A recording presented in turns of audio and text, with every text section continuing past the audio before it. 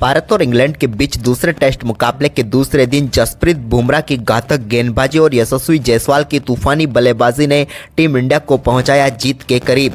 नमस्कार दोस्तों, स्वागत है आपका एक बार फिर हमारे चैनल में। दोस्तों, भारत और इंग्लैंड के बीच खेले जा रहे दूसरे टेस्ट मुकाबले के दूसरे दिन टीम इंडिया ने शानदार परफॉर्मेंस करते हुए इस टेस्ट मुकाबले पर अपना शिकंजा कस दिया है, जहां पर पहले तो यशस्वी जायसवाल के तूफानी दोहरे शतक और इसके बाद जसप्रीत बुमराह की घातक गेंदबाजी, जहां पर उन्होंने 6 विकेट चटकाकर इतिहास रच दिया है। तो दोस्तों, मैं आपको दूसरे दिन के खेल का पूरा हाईलाइट इस वीडियो में बताएंगे, लेकिन दोस्तों उससे पहले आप भी टीम इंडिया के लिए यशस्वी जायसवाल और जसप्रीत बुमराह के शानदार परफॉर्मेंस को देखकर खुश हैं तो इस वीडियो को लाइक जरूर कर दें और साथ ही साथ अभी तक चैनल को सब्सक्राइब नहीं किया तो चैनल को सब्सक्राइब करके बेल आइकन जरूर दबा लें। तो चलिए दोस्तों, जानते हैं दूसरे दिन के खेल का पूरा हाईलाइट शुरुआत से ही। तो दोस्तों, आज दूसरे दिन के खेल के पहले सत्र में टीम इंडिया ने अपने स्कोर 336 रनों से स्कोर को आगे बढ़ाना शुरू किया। तो आज टीम इंडिया के लिए कमाल की शुरुआत की रविचंद्रन अश्विन ने, जब उनके बल्ले से कमाल का चौका देखने को मिला शोएब बशीर की गेंद पर और उन्होंने गेंद को शानदार तरीके से एक्स्ट्रा कवर की तरफ चौके के लिए भेजा। तो वहीं पर इसके बाद दोस्तों शानदार बल्लेबाजी करते हुए रविचंद्रन अश्विन के बल्ले से ही अगला चौका भी आज के दिन का देखने को मिला और 2 शानदार चौकों के साथ उन्होंने बेहतरीन आगाज कर दिया अपनी पारी का। लेकिन इसके बाद यशस्वी जायसवाल शानदार बल्लेबाजी कर रहे थे और उन्होंने 100वें ओवर की चौथी गेंद पर, जो कि शोएब बशीर नहीं डाली, उस गेंद पर एक एक्सीलेंट शॉट खेलते हुए गेंद को सीधे स्ट्रेट बाउंड्री लाइन के पार 6 रनों के लिए बाउंड्री लाइन के पार भेज दिया। ये उनके बल्ले से निकला हुआ कमाल का वे आज के दिन का पहला छक्का था। इसके बाद दोस्तों 101वें ओवर की दूसरी गेंद पर भी एक शानदार चौका रविचंद्रन अश्विन ने जड़ा, लेकिन इसी ओवर की तीसरी गेंद पर शानदार गेंदबाजी करते हुए यहां पर रविचंद्रन अश्विन को विकेट कीपर फोकस के हाथों कैच कराकर जेम्स एंडरसन ने पेविलियन भेज दिया। रविचंद्रन अश्विन 37 गेंदों का सामना करने के बाद 20 रन बनाकर पेविलियन लौटे। इसके बाद 102वें ओवर की पहली गेंद पर शोएब बशीर के एक और कमाल का छक्का बिहाइंड द स्क्वायर देखने को मिला यशस्वी जायसवाल के बल्ले से और इस छक्के के साथ ही वो अब पहुंच चुके थे 197 रनों पर। लेकिन इसके बाद इसी ओवर की अगली ही गेंद पर उन्होंने एक और कमाल का शॉट खेला और इस बार गेंद को चौके के लिए बाउंड्री लाइन के पार भेजकर अपना दोहरा शतक पूरा कर लिया। कमाल की बल्लेबाजी करते हुए 277 गेंदों पर इन्होंने अपना शानदार दोहरा शतक पूरा कर लिया। यशस्वी की ये यशस्वी ही पारी थी। इसके बाद दोस्तों 103वें ओवर की पहली गेंद पर भी उनके बल्ले से एक और कमाल का चौका देखने को मिला, जहां पर उनके बल्ले से एज लगकर गेंद सीधे बाउंड्री लाइन के तरफ चली गई और एक और चौका यहां पर यशस्वी जायसवाल को मिला। लेकिन इसके बाद 107वें ओवर की 5वीं गेंद पर यशस्वी जायसवाल एक और बड़ा शॉट खेलना चाहते थे जेम्स एंडरसन की गेंद पर, लेकिन यहां पर गेंद हवा में खड़ी हो गई और बेहतरीन कैच जॉनी बेयरस्टो के हाथों में चला गया और भारतीय टीम को यशस्वी जायसवाल के रूप में सबसे बड़ा झटका लगा। यशस्वी जायसवाल कमाल की बल्लेबाजी कर रहे थे और 290 गेंदों का सामना करने के बाद 209 रन बनाकर वो पेविलियन लौटे। इसके बाद दोस्तों 111वें ओवर की पहली गेंद पर जसप्रीत बुमराह ने भी डीप मिड विकेट की तरफ एक वोल्टॉस गेंद को शानदार तरीके से चौके में तब्दील किया। लेकिन इसके बाद रेहान अहमद ने शानदार वापसी करते हुए इसी ओवर की 5वीं गेंद पर जसप्रीत बुमराह का कैच यहां पर स्लिप में खड़े जो रूट के हाथों करवा कर एक और झटका टीम इंडिया को दिया। जसप्रीत बुमराह यहां पर ज़्यादा कुछ खास नहीं कर पाए और 9 गेंदों का सामना करने के बाद वो 6 रन बनाकर चलते बने। तो वहीं पर इसके बाद आखिरी विकेट के तौर पर 12वें ओवर की आखिरी गेंद पर शोएब बशीर ने मुकेश कुमार को भी स्लिप में रूट के हाथों ही कैच करवाकर पेविलियन भेजा और भारतीय पूरी टीम 396 रनों पर ऑल आउट हो गई। मुकेश कुमार अपना खाता भी नहीं खोल पाए। भारतीय टीम की तरफ से हम यशस्वी जायसवाल को छोड़ते तो बाकी कोई भी बल्लेबाज 50 का आंकड़ा भी नहीं छू पाया। वहीं पर दोस्तों भारतीय टीम के 396 के जवाब में जब इंग्लैंड की टीम अपनी पारी की शुरुआत करने उतरी तो उनके लिए शुरुआत काफ़ी शानदार रही। दूसरे ओवर में एक बेहतरीन चौका यहां पर क्रॉली के बल्ले से देखने को मिला, लेकिन इसके बाद दूसरे ओवर की चौथी गेंद पर भी डकेट ने भी शानदार शॉट खेलते हुए गेंद को एक बार फिर से बाउंड्री लाइन के पार भेज दिया। इसके बाद तो दोस्तों चौथा ओवर डालने आए मुकेश कुमार के इस ओवर में शानदार बल्लेबाजी करते हुए डकेट के बल्ले से 3 बेहतरीन चौके देखने को मिले और दोस्तों लंच से पहले तक इन दोनों बल्लेबाजों ने शानदार परफॉर्मेंस करते हुए 6 ओवर में 32 रन बना लिए और कोई भी विकेट इंग्लैंड का गिरने नहीं दिया। क्रॉली जहां 15 रन बनाकर नॉट आउट थे तो वहीं पर डकेट 17 रन बनाकर नॉट आउट थे। वहीं पर इस सेशन की हम बात करें दोस्तों तो इस सेशन में दोनों टीमों ने मिलकर 92 रन बनाए, लेकिन 4 विकेट जो गिरे वो टीम इंडिया के थे। वहीं पर इसके बाद दोस्तों दूसरे दिन के खेल के दूसरे सत्र में एक बार फिर क्रॉली और उनके साथ डकेट मैदान पर उतरे तो एक बार फिर दोनों बल्लेबाजों ने काफ़ी शानदार बल्लेबाजी करनी शुरू कर दी, जहां पर 9वां ओवर डालने आए जसप्रीत बुमराह की पहली, दूसरी व तीसरी 3 गेंदों पर लगातार 3 चौके क्रॉली के बल्ले से देखने को मिले, जहां पर उन्होंने कमाल की बल्लेबाजी दिखाई। लेकिन दोस्तों ओवर की आखिरी गेंद पर भी मिडॉन की तरफ एक और शानदार चौका लगाकर जसप्रीत बुमराह के इस ओवर में 4 बेहतरीन चौके क्रॉली के बल्ले से देखने को मिले।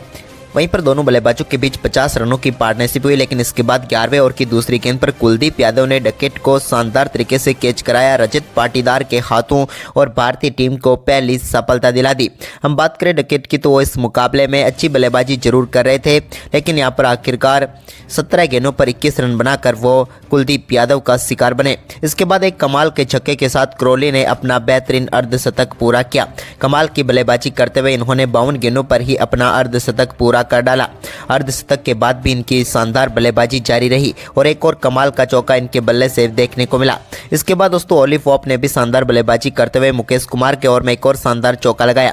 इसी के साथ दोनों बल्लेबाजों ने शानदार परफॉर्मेंस करते हुए एक और 50 रनों की पार्टनरशिप पूरी कर डाली।